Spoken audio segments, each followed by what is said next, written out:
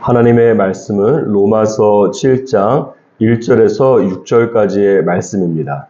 저와 여러분이 한 목소리로 읽도록 하겠습니다.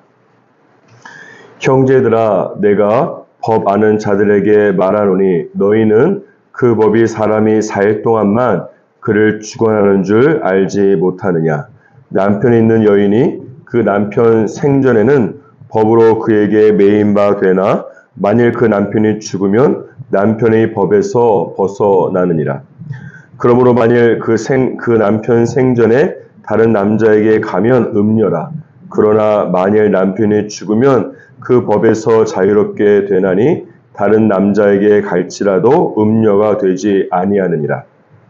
그러므로 내 형제들아, 너희도 그리스도의 몸으로 말미암아 율법에 대하여 죽임을 당하였으니 이는 다르니 곧 죽은 자 가운데서 살아나신 이에게 가서 우리가 하나님을 위하여 열매를 맺게 하려 함이라.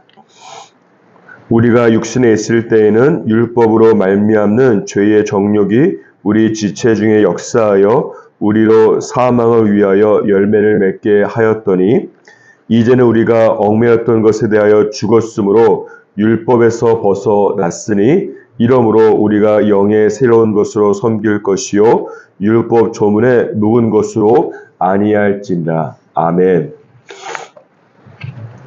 오늘 본문 말씀 안에 보면 사도 바울은 그리스도인과 율법의 관계에 대해서 남편이 있는 한 여인의 비유를 통해서 말씀하고 설명하고 있습니다. 먼저 1절을 보시면 사도 바울은 법이라고 하는 것의 일반 원칙에 대해서 말씀하고 있는데 어떤 법 원칙인가 하면 법은 사람이 살 동안에만 그 사람에게 효력이 있고 그 사람을 주관한다는 것입니다. 예를 들어서 한 사람이 범죄의 혐의가 있어서 검찰에서 그 사람을 기소를 했는데 만약 그 사람이 죽게 되면 검찰에서는 법을 해석하고 적용할 대상이 없어졌기 때문에 그 결과 공소권 없음으로 사건을 종결 처리하는 것과 같은 것입니다. 그 후에 여러분 2절과 3절을 보시면 사도 바울은 위에서 언급했던 법의 일반론을 적용해서 남편 있는 여인에 대해서 구체적인 케이스를 말씀하고 있습니다. 한 여인이 남편이 있는 경우에는 남편이 살아있을 동안에는 법으로 그 여인은 자신의 남편에 대해서 정절의 의무 등으로 매여 있게 되는 것입니다. 그래서 그 여인이 남편이 살아있음에도 불구하고 다른 남자에게 가면 그 여인은 간통으로 음녀가 되는 것입니다. 하지만 남편이 죽는다면 그 여인은 남편에 대해서 자유롭게 되기 때문에 다른 남자에게 간다고 해도 음녀가 되지 않는다는 것이죠. 물론 이 비유는 그리스도인과 율법의 관계를 설명하기 위한 것이지만 오늘 이 시점에서 하나님께서 저희들에게 주시는 마음은 무엇인가 하면 혹시 내가 배우자가 있음에도 불구하고 다른 이성에게 몸과 마음으로 간통하는 분이 있다라고 한다면 지금 당장 회개하고 하나님의 말씀에 스스로를 묶으시기 바랍니다.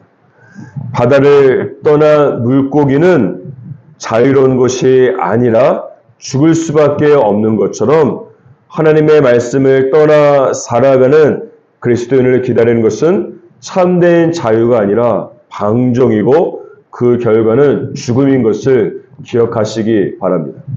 오히려 물고기가 바닷물 안에 있을 때에 생명력이 있는 것과 같이 그리스도인은 하나님의 말씀 경계선 안에서 살아갈 때에 영적인 생명을 지킬 수가 있는 것입니다.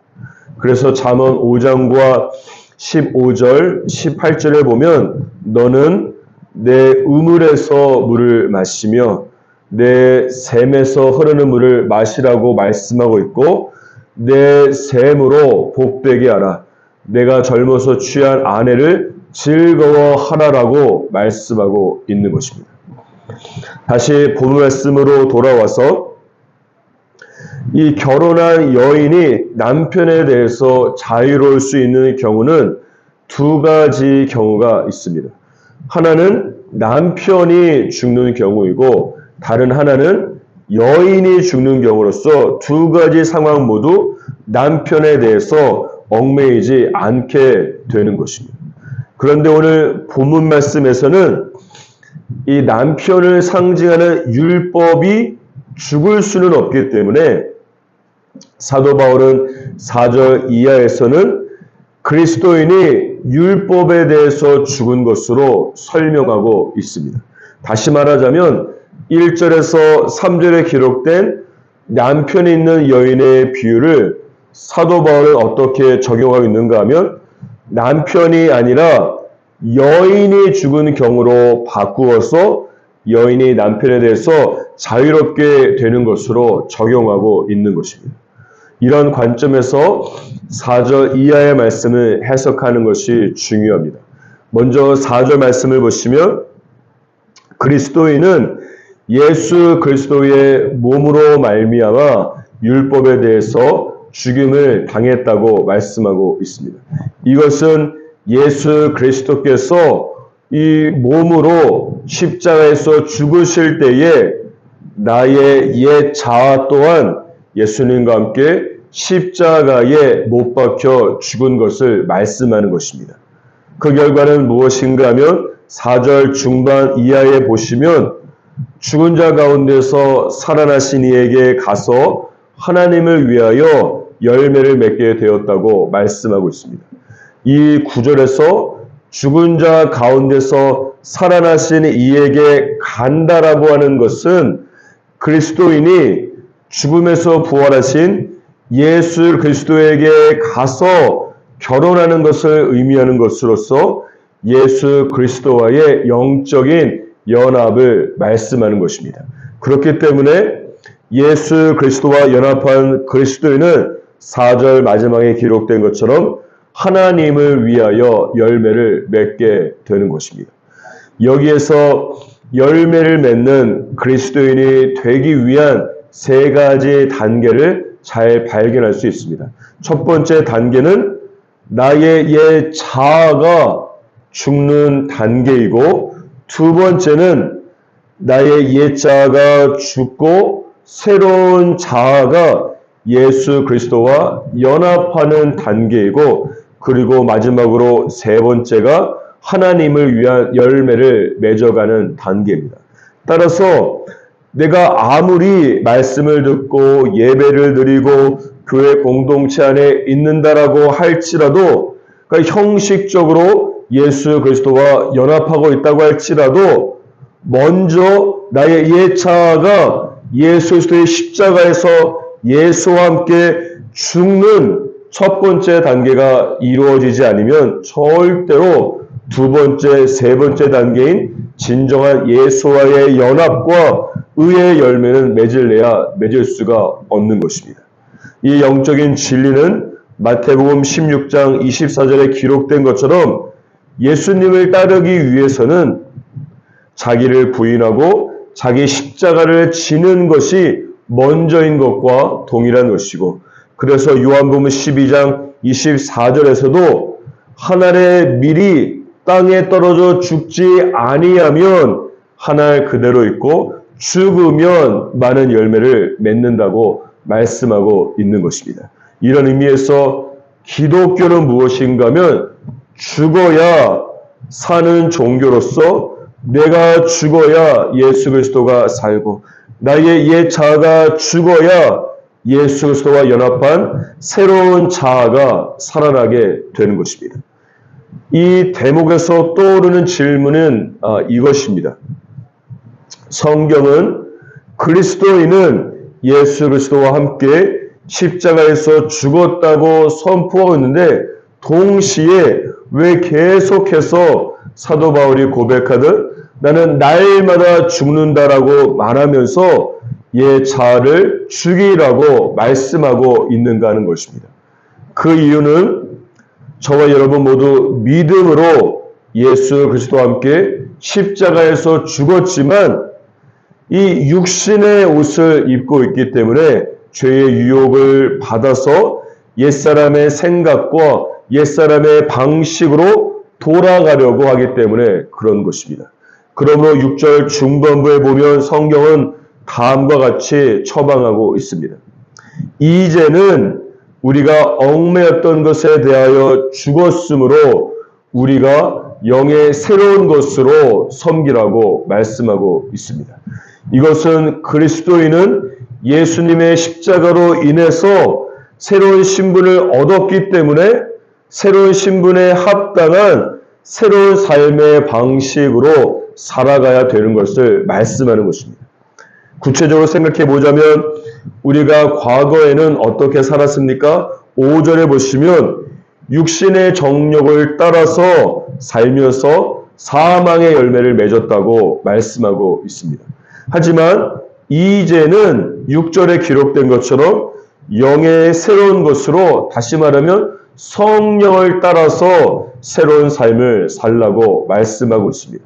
왜냐하면 갈라디아서 5장 16절에 보니까 너희는 성령을 따라 행하라.